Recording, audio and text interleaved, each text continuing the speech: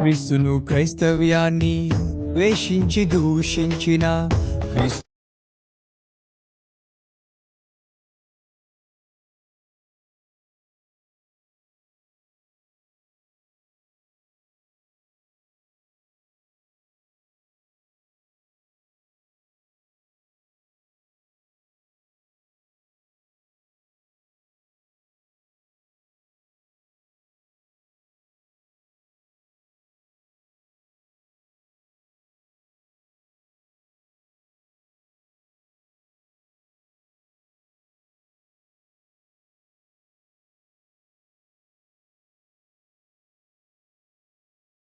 మనందరికి తెలిసినటువంటి స్టోరీయే. ఏంటి స్టోరీ? ఈ స్టోరీలో యేసుక్రీస్తు ప్రభువు వారు నీటి మీద నడుచుకుంటూ వస్తాడు. నేను చాలా తొందరగా ముగించడానికి ప్రయత్నం చేస్తాను. యేసు ప్రభువు వారు నీటి మీద నడుచుకుంటూ వస్తాడు. ఈ నీటి మీద నడుచుకుంటూ వస్తూ ఉన్న సందర్భంలో పేతురు, యేసు ప్రభువు వారి శిష్యులందరూ కూడా నావలో ఉంటారు. భయంకరమైన తుఫాను, భయంకరమైన అలలు, భయంకరమైనటువంటి గాలి వీస్తూ ఉంది, వర్షం వస్తూ ఉంది. ఆ సమయంలో వీళ్ళందరూ అనుకుంటారట దయ్యం దయ్యం అనుకుంటున్నారట. కానీ యేసుప్రభువు అన్నారట, భయపడకండి నేనే అన్నాడట. వెంటనే పేతురు ఇది గమనించి అంటున్నాడు, ప్రభువా నీవే కాకైతే నేను కూడా నీళ్ళ మీద నడిచొచ్చినట్లు సెలవిమ్మని. ఆమేన్, హల్లెలూయా. జాగ్రత్తగా ఆలోచన చేయాలి. ఇక్కడ యేసు ప్రభువుల వారు ఎప్పుడైతే నీటి మీద నడుచుకుంటూ వస్తున్నాడో, పేతురు యేసు వారు నీటి మీద నడుస్తున్నాడని గమనించాడో, వెంటనే పేతురు అడుగుతున్నాడు, ప్రభువా I want to walk like you, నేను నీ వల్ల నీటి మీద నడవాలనుకుంటున్నాను, నీవే అయితే నన్ను నడిపించు అన్నాడు. దేవునికి స్తోత్రం. అసలు ఈ ప్రశ్న, ఈ కోరిక ఏమైనా కోరదగిన కోరికేనా? వినండి, ఆయన దేవుడు నీటి మీద నడవగలడు. నువ్వు సామాన్యమైన మనుషుడు. సామాన్యమైన మనుషుడికి తెలుసు కదా, నువ్వు నీటి మీద ఏ మనుషుడునో నడవలేడు. ఇది ప్రకృతి ధర్మానికి వ్యతిరేకమైనది. ప్రకృతి ధర్మము నిన్ను నీటి మీద నడవనివ్వదు. You cannot walk on the water. పేతురుకు తెలుసు. ఇంకో మాట, పేతురు సముద్రము గురించి బాగా ఎరిగినటువంటి వాడు. ములిగితే ఎక్కడో తేల్తాడు. పేతురుకి సముద్రపై అలల గురించి తెలిసిన వాడు. భయంకరమైన అలలు వస్తున్నాయి, తుఫాను వస్తుంది. ఆ అలలు కానీ తుఫాను కానీ ఆగలేదు. ఇక్కడ చూడండి, పేతురు యేసు ప్రభువుని అయ్యా ఆ తుఫాను ఆపు అని అడగలేదు, అయ్యా ఈ అలలు ఆపు అని అనలేదు, అయ్యా ఈ గాలిని ఆపు అని అడగలేదు, అయ్యా ఈ తుఫానులో మమ్మల్ని రక్షించు అని అడగలేదు. పేతురు అడుగుతున్నాడు, ప్రభువా నీ వలే నీటి మీద నడిచేటట్టు నాకు సెలవియ్యి. అర్థమైన దేవునికి స్తోత్రం చెప్పాడు.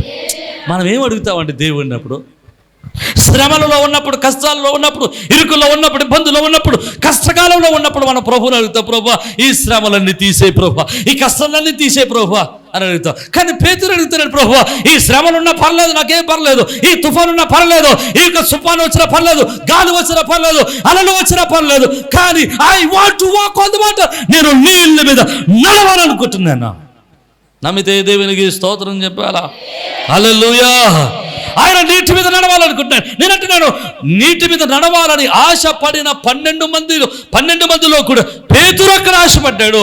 ఆ పేతురు అక్కడ నీటి మీద యేసు ప్రభువు వారు నడిపించాడు. ఆమేన్. 12 మంది ఉన్నారు కదా, వాళ్ళు ఎవరు అడగలేదు యేసుని. కానీ యేసు వారి శక్తిని ఎరిగినటువంటి పేతురు అంటున్నాడు, I want to walk on the water. మీరు జ్ఞాపకం చేసుకునండి, నీవు ప్రభువుని అడిగేటప్పుడు నీ శక్తిని బట్టో, నీ సామర్థ్యతను బట్టో, నీ జ్ఞానాన్ని బట్టో ప్రభువుని అడగటం కాదు. దేవుని శక్తిని బట్టి అడిగితే దేవుడు తన శక్తిని బట్టి ఆయన నీ జీవితంలో అద్భుతమైన కార్యాలు జరిగించుటకు ఆయన సమర్థుడు. హల్లెలూయా. నువ్వు నడవాలనే ఆలోచన నీకు వస్తే చాలు, నిన్ను నీటి మీద నడిపించగలడు. ఘనమైన కార్యాలు చేయాలన్న ఆలోచన నీకు వస్తే చాలు, ఘనమైన కార్యాలు ప్రభు నీతో చేయించగలడు. హల్లెలూయా. దేవుని కొరకు ఘనమైన కార్యాలు తలపెట్టాలన్న ఆలోచన వస్తే చాలు, ఆలోచన సఫలపరచువాడు నా యేసయ్య. హల్లెలూయా, హల్లెలూయా. ఏదో చిన్న కార్యాలు, చిన్న పనులు, చిన్న వ్యాపారాలు, చిన్న జీవితాలు, చిన్న సుఖాలు అనుభవించడానికి మనము సామాన్యులము కాదు. We are the sons of almighty god. దేవుడి సర్వశక్తులైన దేవుడి బిడ్డలం మనం. హల్లెలూయా. చిన్న ఆటల కోసం అడగొద్దు. అసలు పేతురు గురించి ఆలోచిస్తే అసలు సముద్రం గురించి పట్టించుకోలేదండి. అలల గురించి పట్టించుకోలేదండి, వాతావరణం గురించి పట్టించుకోలేదండి, గాలి గురించి పట్టించుకోలేదండి. అతని ఆలోచన అంతా యేసువలే నడవాలా. ఆమేన్. దేవునికి స్తోత్రం చెప్పండి. అసలు ఆలోచన నీకు వస్తే ఆలోచన సఫలపరచుటకు కార్యసిద్ధి కలుగజేయవాడు ఆయనే. దేవునికి స్తోత్రం. నీ పట్ల కార్యములు జరిగించడానికి సమస్తములు సమకూడి జరిగించేవాడు ఆయనే. జాగ్రత్తగా మనం ఆలోచించి వరకు ఒక ఆలోచన రావాలి, ఆలోచన ఘనమైన ఆలోచనలు రావాలి, బలమైన ఆలోచనలు రావాలి. అసలు నువ్వు ఆలోచించి ఏదైనా ఒక ఘనమైన కార్యం చేయాలని నువ్వు తలపెట్టాలి తప్ప, తలపెట్టేవాడు నీవే, ఆ కార్యమును జరిగించేవాడు మాత్రం దేవుడు. దేవునికి స్తోత్రం. మీకు మంచి మాట చెప్తాను, నువ్వు తలపెట్టి కార్యం జరిగిస్తే ఆ కార్యం జరిగిన తర్వాత గణపరచబడేవారు ఎవరండి? నువ్వు గణపరచబడతావు కదా. నిన్ను గణపరచాలనే దేవుడు గొప్ప కార్యాలు నీ పట్ల ప్రభువు చేస్తూ ఉంటాడు. దేవునికి స్తోత్రం. హల్లెలూయా. ఏమండి, స్లాబ్ ఎవరు వేశారు, స్థలం ఎవరు ఇచ్చారంటే ఇప్పటికీ పేర్లు చెప్పుకుంటున్నామే. నీతిమంతులు జ్ఞాపకంలో ఉందిరు అన్నట్టుగా. నీతిమంతులు ఎందుకు జ్ఞాపకంలో ఉంటారంటే నీతిమంతులు ఘనమైన కార్యాలు. ఆమేన్. హల్లెలూయా. నీతిమంతులు ఏం చేస్తారంటే ఘనమైన కార్యాలు చేస్తారు కనుక నీతిమంతులు ఎల్లప్పుడూ. మరి మనం ఎందుకు జ్ఞాపకంలో ఉండవు? మనం ఎందుకు జ్ఞాపకంలో ఉండమంటే మనం ఎప్పుడు కూడా ఎప్పుడు వద్దామా, ఎప్పుడు నిద్ర వద్దామా, ఎప్పుడు వెళ్ళిపోదామా. దేవునికి స్తోత్రం. పేతురులో ప్రభు చూసిన మొట్టమొదటి ఆలోచన తెలుసా? పేతురు ఘనమైన కార్యాల కోసం తపన పడేవాడు, దేవుని కొరకు ఘనమైన కార్యాలు చేయడానికి ఆలోచించేవాడు, దేవుని వలె క్రీస్తు వలె ఉండడానికి ఆలోచించేవాడు. నమ్మిన వారు దేవునికి స్తోత్రం చెప్పాలా. హల్లెలూయా, హల్లెలూయా. ఇక రెండవది కూడా నేను జ్ఞాపకం చేసి నేను ముగించడానికి ప్రయత్నం చేస్తాను, తొందరగా ముగించడానికి. 16వ అధ్యాయము, మత్తయి సువార్త 16వ అధ్యాయము 22వ వచనంలో మనం చూస్తే, 21వ వచనంలో చూస్తే యేసుక్రీస్తు ప్రభులు వారు చెప్తారు, అప్పటి నుంచి తాను యెరూషలేములో నుండి వెళ్ళి పెద్దల చేతను, ప్రధాన యాజకుల చేతను, యెరూషలేములోని పెద్దల చేతను, శాస్త్రుల చేతను హింసలు పొంది చంపబడి 3వ దినం లేచుట అగత్యమని యేసు తన శిష్యులకు తెలియజేయి మొదలుపెట్టగా పేతురు ఆయన చేయి పట్టుకుని, ప్రభువా అది నీకో, ప్రభువా నువ్వు చచ్చిపోతావు నాయన, నువ్వు చచ్చిపోవు ప్రభువా అన్నాడు. యేసు ప్రభువారు ఏమన్నారు? నేను శ్రమ పడాలి, హింసింపబడాలి, చంపబడాలి, 3వ దినాన తిరిగి లేవబడాలి.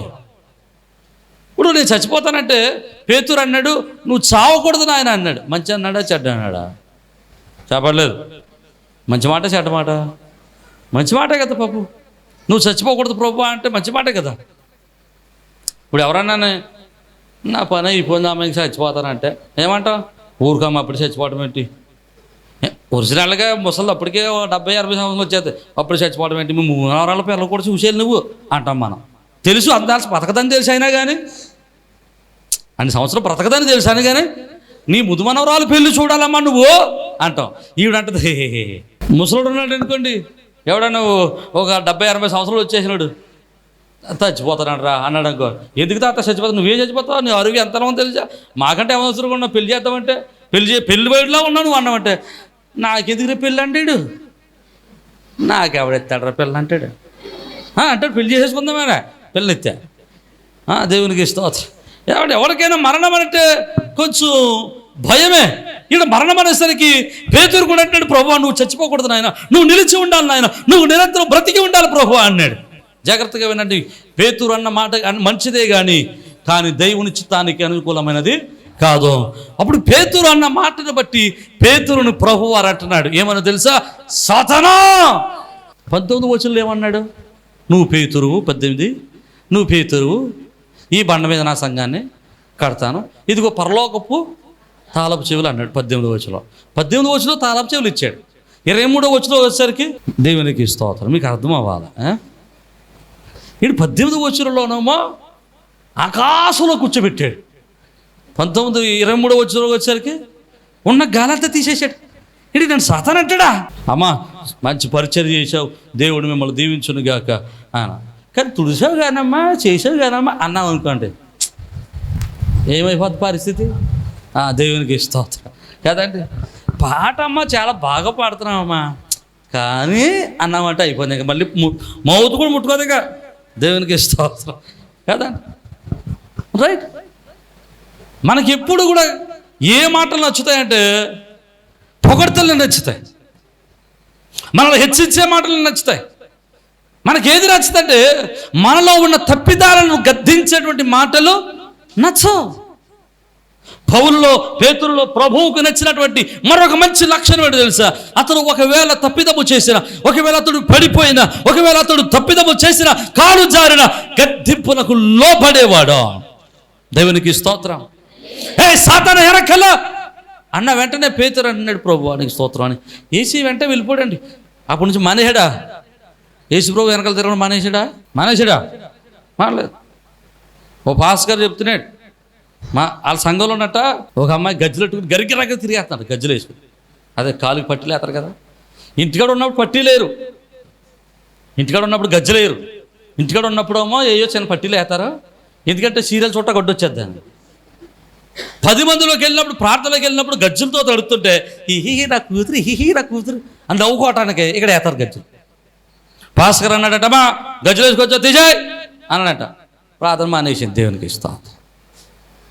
ఆ మరవాడు ప్రార్థన సంఘ పెద్దకి వెళ్ళి అడిగారంట, ఈ అమ్మ ప్రార్థన రావట్లేదంటే, మా అమ్మ గజ్జలు వేసుకొస్తే తీసామన్నాడు పాస్టర్ గారు. మేము ఎందుకు వస్తాం ప్రార్థనకు అన్నట్టు. అర్థం అవ్వలేదు మీకు? ఎందుకు అర్థం అవుతుంది? దేవునికి స్తోత్రం చెప్పండి. హల్లెలూయా. ఇప్పుడు మీరు ఏం ఆలోచిస్తున్నారంటే ఈడు ఎక్కడిదో చెప్తున్నాడా లేకపోతే ఎక్కడిదే చెప్తున్నాడా? కదా, మనకి విషయం కాదు ముఖ్యం, విషయం కాదు ముఖ్యం. ఏం ముఖ్యం? గజ్జలు ఎవరు, గజ్జలు వేసుకొచ్చింది ఎవరు, తిట్టింది ఎవరు? దేవునికి స్తోత్రం.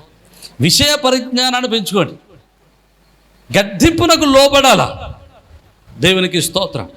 మేము సేవకులుగా కూర్చున్నప్పుడు అనేక సంఘాల గురించి చాలా బాధపడే విషయం ఏంటో తెలుసా? సేవకులందరూ కన్నీరు గార్చే విషయం ఏంటో తెలుసా? సేవకులు సంఘాన్ని గద్దించడానికి అవకాశం లేదండి. గద్దిస్తే సంఘం ఏమైపోతుందో తెలుసా? చెప్పట్లేదు. గద్దిస్తే భయం. ఎప్పుడు ఏం చెప్పాలో తెలుసా? ప్రభు నీ కన్నీరు తుడుస్తాడు, ప్రభు నిన్ను అలంకరింపజేస్తాడు, ప్రభు నీకు బంగారం ఇస్తాడు, నీకు దేవుడు వడ్డానం ఇస్తాడు, నీకు కాటికి భరణిస్తాడు. ఇది చెప్పాలా? అమ్మ ఈరోజు మేకప్ వేసుకు రాలేదా? ఐబ్రో చేయించుకోలేదా? పోయినట్టుంది. మళ్ళీ వారు చేయించుకురా. అయ్యి బామ్మ అయ్యారు ఎంత మంచోడా. దేవునికి స్తోత్రం. ఒక సేవకుడు ఇంతకుముందు భయంకరంగా సేవకుడిని సంఘాన్ని గద్దించి బుద్ధి చెప్పి నడిపించే సేవకుడు ఈరోజు ఏం చెప్తాడు తెలుసా? మేకప్ వేసుకోవచ్చు, బైబిల్లో ఉందా? మేకప్ వేసుకోమన్నాడు బైబిల్ అని చెప్తున్నాడు ఇప్పుడు సేవకుడు. అలా తయారైపోయారు. కారణం ఏంటంటే సేవకుడు కరెక్ట్ కాదు, విశ్వాసులను బట్టి సేవకులు తయారవుతున్నారు. విశ్వాసులు ఎలాంటి వాళ్ళు అంటే దురద, చెప్పట్లేదు మీరు, దురద చెవిలు గిరిగిన వారు, హితబోధను సహింపని వారు. ఏ బోధను సహింపని వారు?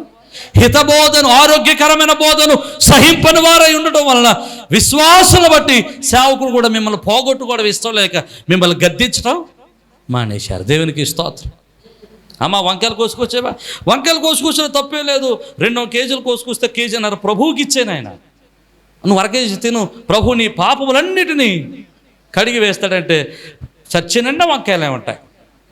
దేవునికి స్తోత్రం. ఒక ఊర్లో చర్చిలు ఎలాగ వాక్యం చెప్పడానికి వెళ్ళి ఇదే మాట చెప్పాను. నువ్వు దొంగతనం పట్టుకొచ్చి సేవకుడికి ఇచ్చి సేవకుడు కూడా అందులో పాలు భాగస్తులు చేస్తున్నావు, నోరు మూసు దొంగతనం మానే అని వాక్యం చెప్తే ఒక 2 నెలలు పోయిన తర్వాత 3 నెలలు పోయిన తర్వాత మళ్ళీ ఆ పాస్ గారు కనపడి నా ప్రాణానికి వాళ్ళు ఏడ్చాడు. ఎందుకు ఏడ్చాడంటే, అయ్యగారు మీరు చెప్పిన వాక్యం బాగానే ఉంది, మీరు చెప్పిన వాక్యం వల్ల నేను నష్టపోయాను అన్నాడు. ఏమైందంటే వాళ్ళు వంకాయలు కొయ్యటం మానలేదు, బెండకాయలు కొయ్యటం మానలేదు, నాకు ఇవ్వటం మానేశారంట. వాళ్ళు కొయ్యటం మానలేదట పాస్ గారికి. ఆమేన్, హల్లెలూయా. గద్దింపండి, ఎంత ప్రేమ మీకు. దేవునికి స్తోత్రం.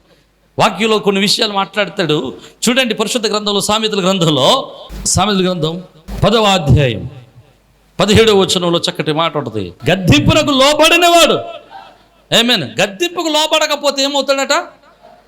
త్రోవ తప్పుతాడు. త్రోవ, దారి తప్పి తిరిగే చుక్కలు అంటాడు అనమాట. క్రమశిక్షణ లేనివాడు, క్రమబద్ధమైనటువంటి జీవితం లేనివాడు. మీ ఇంట్లో ఎవరైనా క్రమం లేకుండా, క్రమశిక్షణ లేకుండా తిరుగుతున్నారు అనుకోండి, పిల్లల్ని ఏమంటారు మీరు? క్రమశిక్షణ లేని పిల్లల్ని ఏమని పిలుస్తారండి? క్రమశిక్షణ లేకుండా తిరిగే పిల్లల్ని ఏమంటారండి? కొంచెం గట్టిగా ఉంటుంది పదం, బాగుంటుంది అది. అంటే నేను చెప్పకూడదని చెప్పట్లేదు. అది అనమాట, దేవునికి ఇస్తాం. అది నేను అనకూడదు, అవి మీరు దేవునికి ఇస్తాం. క్రమశిక్షణ లేని ఏమంటారంటే, ఎందుకు ఇలాగ అయిపోయాడంటే గద్దింపును వినలేదు, గద్దింపును చెవిని పెట్టలేదు, గద్దింపును గ్రహించలేదు కనుక, శిక్షను గ్రహించలేదు కనుక క్రమము తప్పి తిరుగుతున్నాడు, క్రమం లేకుండా తిరుగుతున్నాడు, వాడు త్రోవ తప్పి తిరుగుతున్నాడు. మరి గద్దింపుల్లో పడితే ఏమవుతుందో చూడండి ఒకసారి. కొన్ని విషయాలు మనం జ్ఞాపకం చేసుకుంటాం. 2 విషయాలు చెప్తాను. 13వ అధ్యాయం 18వ వచనం, గద్దింపును లక్ష్య పెట్టేవాడు, ఆమేన్ హల్లెలూయా, గద్దింపును లక్ష్య పెట్టేవాడు ఏమవుతాడట? పేతురు ఘనత పొందడానికి గల కారణం ఏంటో తెలుసా? అతడు డ్రాబ్యాక్స్ ఉన్నాయి, అతడు పడిపోతున్నాడు, అతడు స్వల్పమైన బుద్ధి కలిగిన వాడు, దూకుడు స్వభావం కలిగిన వాడు. కానీ గద్దిస్తే జీవితాన్ని మార్చుకునేవాడు. మీకు కొంచెం మాట చెప్తాను. నువ్వెవరినో పనిలో పెట్టుకుని పని చేపిస్తున్నావు. నువ్వు చెప్పావు, అయ్యా నాకు ఈ గోడ ఎలా కదండి, నాకు ఇలా కావాలని నీకు నచ్చినట్టు చేయడానికి ఆ యొక్క వ్యక్తికి చెబుతున్నావు చేయమని. ఆ వ్యక్తి అన్నాడు, నాకు ఇలాగే చేస్తాను, ఇష్టం వచ్చి చేసుకో, కష్టమైతే మరి నువ్వు నాకు చెప్తున్నామేంటి అన్నాడు. అనుకుంటూ పని చేసేవాడు. రేపు సాయంత్రం వెళ్ళేటప్పుడు డబ్బులు ఇస్తాం కదా, డబ్బులు ఇచ్చి రేపు ఏమంటామండి? రావద్దంటామా? అయ్యా సిమెంట్ బత్తాలు అయిపోయాయి, మళ్ళీ సిమెంట్ వచ్చినప్పుడు చెప్తావులేండి, అప్పుడు వద్దురుగానే అంటాం. రావద్దని మొహం మీద అర్థమేంటి అన్నాం కదా. సిమెంట్ లేదండి, డబ్బులు లేవండి, అయిపోయినాయండి, మళ్ళీ డబ్బులు వచ్చినప్పుడు చెప్పి ఇస్తానులేండి అంటాం. మెల్లగా ఇంకొని తీసిపోయి పని చేసుకుంటాం. ఎందుకని? వీడికి మనం నచ్చినట్టు చేసేవాడు కాదు, మన మాట వినేవాడు కాదు. మన పని మనకు కావాల్సినట్టు అవ్వాలంటే మన మాట వినేవాడు కావాలి, మన గద్దింపుకు లోబడేవాడు కావాలి. క్రీస్తు పని జరగడానికి క్రీస్తు మాట విని క్రీస్తుకు లోబడేవాడు, క్రీస్తు గద్దింపును గ్రహించేవాడు క్రీస్తుకు అవసరం. అందుకుని పేతురుకు తాళపు చెవులు ఇచ్చాడు ఆయన. అర్థమైతే దేవునికి స్తోత్రం చెప్పాలా? హల్లెలూయా. పేతురును గద్దిస్తే అతను మాట మారినప్పుడు, అతను మాట జారినప్పుడు ప్రభువారు సాతానా వెనక్కి వెళ్ళనగానే యేసు ప్రభు యొక్క మాటను శిరసావహించి తన తప్పును గ్రహించుకున్నవాడు. అందునే ప్రభు పేతురుని ఏం చేశాడు? ఘనపరిచాడు. దేవునికి స్తోత్రం. ఇంకో మాట కూడా చెప్తాను చూడండి, సామెతల గ్రంథం 1వ అధ్యాయం 23వ వచనం, నా గద్దింపు విని తిరుగుడి, ఆలకించుడి, నా ఆత్మను మీ మీద కుమరించేదాం. గద్దింపుని విని గద్దింపునకు లోబడి ఆయన వైపు తిరిగితే ఆయన ఏం చేస్తాడట? ఆయన ఆత్మను వారి మీద కుమరిస్తాడు. దేవునికి స్తోత్రం. హల్లెలూయా. ఆత్మ లేనివాడు నావాడు కాదంటాడండి. ఈరోజు పరిశుద్ధాత్మను మనం పొందుకోవాలంటే, ఆత్మ బలమును మనం పొందుకోవాలంటే గద్దింపునకు లోబడి వారమై ఉండాలి. దేవునికి స్తోత్రం. గద్దింపులో కూడా దైవ సేవకుడు గద్దించినప్పుడు, సంఘములో సేవకుడు గద్దించినప్పుడు సేవకుడు లోబడేవాడై ఉండాలా. కుటుంబంలో తల్లిదండ్రులు గద్దించినప్పుడు తల్లిదండ్రులకు లోబడేవాడై ఉండాలా. లోబడనొల్లని పిల్లల వైపు ఆయన చేతులెత్తి చాపుతున్నాడట రమ్మని. ఎలా చాపుతున్నాడట? అక్కడ చక్కని ఉదాహరణ చెప్తాడు. కోడి తన రెక్కల కిందకు తన పిల్లలను పిలిచినట్లు పిలుస్తున్నాడట. ఎవరిని? లోబడనొల్లని పిల్లలను. లోబడనొల్లని పిల్లలు ఆయన పిలుస్తూ ఉన్నాడు. లోబడని పిల్ల ఏమవుతుందండి? లోబడిన వారు ఎక్కడ ఉంటారు? రెక్కల క్రింద ఉంటారు. లోబడిన వారు ఎక్కడ ఉంటారు? కాళ్ళ కింద ఉంటారు. దేని కాళ్ళ కింద? బ్యాక్ కాళ్ళ కింద ఉంటారు. దేవునికి స్తోత్రం చెప్పాను. హల్లెలూయా. నా మాట మీకు అర్థం అవట్లేదా? లోబడిన వారు ఎక్కడ ఉంటారు? లోబడని వారు ఏ కాళ్ళ క్రింద? గ్రద్ద డేగ కాళ్ళ కింద ఉంటారు. ప్రాణమును పోగొట్టుకునే పరిస్థితిలో ఉంటారు. ఈరోజు అంటున్నాడు, నీవు దేవుని మాటకు లోబడిన వాడవై ఉంటే, గద్దింపునకు లోబడితే ఆయన తన ఆత్మతో నింపుతాడు. ఆయన నిన్ను ఘనపరిచేవానిగా ఉంటాడు. ఆమేన్. హల్లెలూయా. నీలో బలహీనతలు ఉండొచ్చు, నీలో శోధనలు ఉండొచ్చు, నువ్వు కలవరలు ఉండొచ్చు, స్వస్థబుద్ధి లేని వాడివై ఉండొచ్చు, లేకపోతే స్వల్ప బుద్ధి కలిగిన వాడివై ఉండొచ్చు. కానీ గద్దింపునకు లోబడే మనసు ఉంటే, నీ పశ్చాత్తాపడతా, నీ జీవితాన్ని మార్చుకునే ఆలోచన నీకు ఉంటే, ఖచ్చితంగా దేవుడు ఒకరోజు నిన్ను ఘనపరుస్తాడు. హల్లెలూయా. హల్లెలూయా. ఇక 3వ విషయాన్ని మీకు జ్ఞాపకం చేస్తాను. ఎప్పుడైతే యేసు ప్రభుల వారు 3 సార్లు నాకు తెలియదు అన్నాడో, అప్పుడు అక్కడ ఉన్నటువంటి కోడి కూసిందట. వెంటనే పేతురు చేసిన పని ఏంటో తెలుసా? వెంటనే పశ్చాత్తాపడ్డాడు. హలో, ఏం చేశాడు? పశ్చాత్తాపడ్డాడు. పశ్చాత్తాపడడం అంటే తన తప్పును తెలుసుకున్నాడు. తప్పు తెలుసుకున్నవాడు ఒప్పుకుంటే ఏం చేయబడతాడు? కనికరించబడతాడు. దేవునికి స్తోత్రం. తన పాపములు ఒప్పుకుని విడిచిపెట్టేవాడు కనికరము పొందుతాడు, కనికరాన్ని పొందుతాడు. పశ్చాత్తాపడే మనసు ఉండాలి. యూదా ఇస్కరియోతు కూడా పశ్చాత్తాపడ్డాడండి. యూదా ఇస్కరియోతు కూడా ఆ 30 దినాలకు యేసుప్రభుని నమ్మినప్పుడు యేసుప్రభుని తీసుకెళ్తున్నప్పుడు పశ్చాత్తాపడలేదండి. అతడు అయ్యో నా సేవకుని ఇచ్చేసారని వెళ్ళి ఊరిపేసుకుని చచ్చిపోయాడు.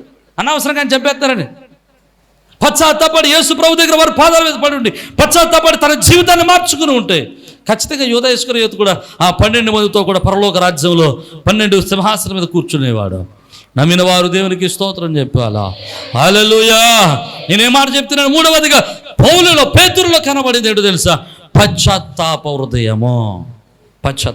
దేవుడు ప్రతి ఒక్కరి హృదయాన్ని గ్రహిస్తాడండి. ఎవడు పశ్చాత్తాపడతాడో, ఎవడు పశ్చాత్తాపడ్డా. యూదా ఇస్కరియోతు పశ్చాత్తాపడే మనసు లేదు కాబట్టి వాడి దగ్గర డబ్బులు ఎట్టాడు. దేవునికి స్తోత్రం. ఆ డబ్బులతోనే వాడు నాశనం అయ్యాడు. పశ్చాత్తాపడే హృదయం పేతురుకు ఉంది కాబట్టి అసలు పేతురుని చూసిన వెంటనే అతను స్కాన్ చేసినటువంటి దేవుడు, అతను అంతరంగాన్ని ఎరిగినటువంటి దేవుడు, అతను జ్ఞానాన్ని ఎరిగినటువంటి దేవుడు, అతను బుద్ధిని ఎరిగినటువంటి దేవుడు. ఇతడు మాత్రమే దేవుని రాజ్యపు తాళపు చెవులు మోయుటకు అర్హుడాన్ని గ్రహించిన వెంటనే పేరు పెట్టేశాడు. అయ్యా, నువ్వు ఎక్కడి నుంచి సీమోను పిలవబడవో, నువ్వు పేతురుగా పిలవబడతావు. దేవునికి స్తోత్రం చెప్పాలా? హల్లెలూయా. ఈరోజు జ్ఞాపకం చేసుకుందాం. మనం పేతురు వలె ఘనమైన కార్యాలు చేయాలన్నా, మనం పేతురు వలె ఘనపరచబడాలన్నా, పేతురు వలె స్థిరపరచబడాలన్నా, పేతురు వలె అద్భుతాలు మనం చేయాలన్నా, మన జీవితంలో అద్భుతమైన దేవుని యొక్క శక్తిని మనం అనుభవించాలన్నా 3 రకాలైనటువంటి జీవిత విధానాలు మనలో అలవరుచుకోవాలి. మొదటిది, దేవుని కొరకు ఘనమైన కార్యాలు తలపెట్టాలా. రెండవది, దేవుని గద్దింపుకు, వాక్య గద్దింపునకు లోబడాలా. మూడవది, పశ్చాత్తాప హృదయము ఉండాలా. పడిన చోట ఉంటాయి కాదు. పశ్చాత్తాపం అంటే ఎలా ఉంటుంది? మన పశ్చాత్తాపం పొద్దున్న దొంగతనం చేస్తాం, ప్రభువా దొంగతనం చేయాలి, క్షమించు ప్రభువా, సాయంత్రం బాధ చేస్తాం. ఆ పొద్దున మళ్ళీ వెళ్ళి అవకాశం ఉందంటే చేసేస్తాం, అవకాశం లేకపోతే పరిశుద్ధమేమో. దేవునికి స్తోత్రం కదండి. అవకాశం లేదనుకోండి, అయ్యి బాబు మనంత పరిశుద్ధుడు ఎవడో, అసలు పాస్టర్ గారు కూడా పనిచేయడానికి పరిశుద్ధత. దేవునికి స్తోత్రం. హల్లెలూయా. కబుర్లు చెప్పడరా బాబు అంటే మామూలుగా ఉండవు, గట్లు తెగిపోయి ఆకాశం ప్రభువే ఆశ్చర్యపడేంత కబుర్లు చెప్తాం. పరిశుద్ధత చూపించడరా బాబు, అవకాశం వచ్చింది, మీ పరిశుద్ధత కాపాడుకునే అవకాశం వచ్చింది, మీ పరిశుద్ధతను నిలబెట్టుకునే అవకాశం వచ్చింది, చూపించడరా అంటే అవకాశం వచ్చినప్పుడు ఖచ్చితంగా చెప్పట్లేదు, జారిపోతాం. దేవునికి స్తోత్రం. ప్రతి రాత్రి మోకాలు వేసి ప్రభువా పశ్చాత్తాపడడం కాదు, చేసిన తప్పుదములను విడిచిపెట్టేవాడై ఉండాలి. మరలా ఆ తప్పిదము వైపు వెళ్ళని వాడై ఉండాలి. అదే పశ్చాత్తాపడ్డం. దేవునికి స్తోత్రం. అలాంటి పశ్చాత్తాప హృదయాన్ని మనం కలిగి ఉంటే పేతురు వలె మనం దీవించబడతాం, పేతురు వలె ఘనపరచబడతాం, పేతురు వలె ఉన్నతమైన స్థితికి మనం వెళ్ళగలుగుతాం. అలాంటి గొప్ప ఆశీర్వాదం ప్రభు కూడిన మీ అందరికీ, వాక్యాన్ని వింటున్న ప్రతి ఒక్కరికి ప్రభు అనుగ్రహించి తన కృపలు స్థిరపరచునుగాక. తలలో వంచండి, చిన్న ప్రార్థన చేద్దాం. ఈరోజు మన హృదయాలు ఒకసారి పరిశీలన చేద్దాం. ఒకసారి మన మనసులను ప్రభు వైపు త్రిప్పి, మన ఆలోచనని ప్రభు వైపు త్రిప్పి ఒక్కసారి మన జీవితం ఎలాగుందో పరిశీలన చేద్దాం. మన మనసు ఎలాగుందో పరిశీలన చేద్దాం. ఈరోజు మన ఆలోచన ఎలాగుందో ఒకసారి పరిశీలన చేద్దాం. ఏది మన జీవితం? నువ్వు దేవుని కొరకు ఏం చేయాలనుకుంటున్నావు? నీ శక్తిని బట్టి, నీ తలంపులను బట్టి, నీ ఆలోచన బట్టి దేవుని కార్యం చేయాలనుకుంటున్నావా? లేకపోతే దేవుని శక్తిని బట్టి చేయాలనుకుంటున్నావా? నీ యొక్క విశ్వాసం దేన్ని ఆధారం చేసుకుని ఉంది? మనుషుల యొక్క జ్ఞానాన్ని బట్టి ఆధారం చేసుకుని ఉందా? దేవుని యొక్క శక్తిని ఆధారం చేసుకుని ఉందా? దేని బట్టి నీ విశ్వాసం, దేని బట్టి నీ భక్తి, దేని బట్టి నీ యొక్క నమ్మకం? పేతురు దేవుని శక్తిని బట్టి నమ్మకముతో తుఫాను వచ్చిన, అలజడి రేగిన, తుఫాను రేగిన, అలలు రేగిన, గాలి రేగిన వాటిని పట్టించుకోకుండా ప్రభువా నీ వలే నడవాలనుకుంటున్నాడని అడిగాడు, నడిచాడు. ఈరోజు జ్ఞాపకం చేసుకురండి, పేతురులో అనేకమైనటువంటి బలహీనతలు ఉన్నాయి, కానీ వాటన్నిటిలో దేవుని గద్దింపునకు లోబడి గద్దింపును బట్టి తన మనస్సును మార్చుకునే మనస్సు వాడికి ఉంది. తన మనస్సును మార్చుకున్నటువంటి స్థితి పేతురుకు ఉంది. పేతురు గద్దింపునకు లోబడే మనిషి కొనికి నేను గణపరచబడ్డాడు. ఈరోజు నువ్వు దేవుని గద్దింపుకు లోబడుతున్నావా? సేవకుని గద్దింపుకు లోబడుతున్నావా? వాక్య గద్దింపునకు లోబడుతున్నావా? తల్లిదండ్రుల గద్దింపునకు లోబడుతున్నావా? నువ్వు గద్దింపునకు లోబడితే ఘనపరచబడతావు. గద్దింపునకు లోబడితే ఆత్మచేత నింపబడతావు. గద్దింపునకు లోబడితే ప్రభు కార్యాలు నీ జీవితంలో చూస్తావు. గద్దింపునకు లోబడకపోతే త్రోవ తప్పిపోతావని వాక్యం చెబుతా ఉంది. ఈరోజు వాక్యం నేను గద్దించినప్పుడు నీ జీవితాన్ని మార్చుకోవడానికి ఇష్టపడుతున్నావా? ఇక మూడవది పశ్చాత్తాపం. పేతురులో పశ్చాత్తాప హృదయం ఉంది. తను చేసేది తప్పు అని, తను చేసినది పాపం అని అంగీకరించినప్పుడు, తెలిసినప్పుడు వెంటనే దాన్ని విడిచిపెట్టి ప్రభు వైపు తిరిగి కనికరాన్ని పొందేటువంటి మనస్సు పేతురులో ఉంది. ఈరోజు నువ్వు పశ్చాత్తాపడుతున్నావా? నీ జీవితాన్ని ప్రభుకి ఇవ్వగలుగుతున్నావా? నువ్వు చేసిన ప్రతి తప్పిదం నుండి నువ్వు తొలగిపోయి దాన్ని విడిచిపెట్టి పరిశుద్ధతను కాపాడుకోగలుగుతున్నావా? ఈరోజు ఈ జీవితం నీలో ఉంటే ఖచ్చితంగా పేతురు పొందుకున్నటువంటి ఘనమైన ఆశీర్వాదం, పేతురు పొందుకున్న ఘనమైన దీవెన, పేతురుకు పొందుకున్న గొప్ప మహిమ నువ్వు పొందుకోగలుగుతావు. ప్రార్థన చేద్దాం. పరిశుద్ధుడు, నువ్వు కృప కలిగిన తండ్రి, జీవాధిపతి, ఆశ్చర్యకరుడు, ఆలోచనకర్త, నిచ్చునగు తండ్రి, అయ్యా ఇగో తండ్రి, ఈ దినమందు నీ సన్నిధిలో నువ్వు స్తుతించే భాగ్యం, నేను ఘనపరచు భాగ్యం మీరు మాకు ఇచ్చినందుకు నీకు స్తోత్రం. అయ్యా పేతురు వంటి మనస్సు మాకు దయచేయండి. అయ్యా పేతురు వంటి విశ్వాసం మాకు దయచేయండి. అయ్యా పేతురు వంటి గద్దింపునకు లోబడే మనస్సు మాకు దయచేయండి. అయ్యా పేతురు వంటి పశ్చాత్తాప హృదయం మాకు దయచేయండి. మీ కృపను అనుగ్రహించి మీరు మహిమ పొందండి. వాక్యం మీద ప్రతి ఒక్కరిని మీరు స్థిరపరచండి. వారి కుటుంబంలో సంతోషము, సమాధానం దయచేయండి. వారికి నీ ఆత్మానందాన్ని మీరు దయచేయండి. సమస్త మీద కీడులు లయపరచండి. వారి కుటుంబంలో ప్రతి విధమైన కలవరములన్నిటిని తొలగించండి. నీ మహిమలో భద్రపరచమని. అయ్యా ఇగో తండ్రి, నాయన ప్రభా, ఇగో తండ్రి, అయ్యా ఎవరైతే నాయన ఇగో తండ్రి పరిచారకులుగా ఉన్నారో, సహకారులుగా ఉన్నారో వారందరిని మీరు దీవించి మీరు మహిమ పొందవాలి. ప్రతి ఒక్కరిని ఒక పేతురు వలె బలమైన స్తంభాలుగా నీ సంఘములో నిలబెట్టమని యేసు ఘననామమును బట్టి మిమ్మల్ని స్తుతించుచున్నాము మా పరమ తండ్రి. ఆమేన్. ఆమేన్. అందరికీ షలోమ్.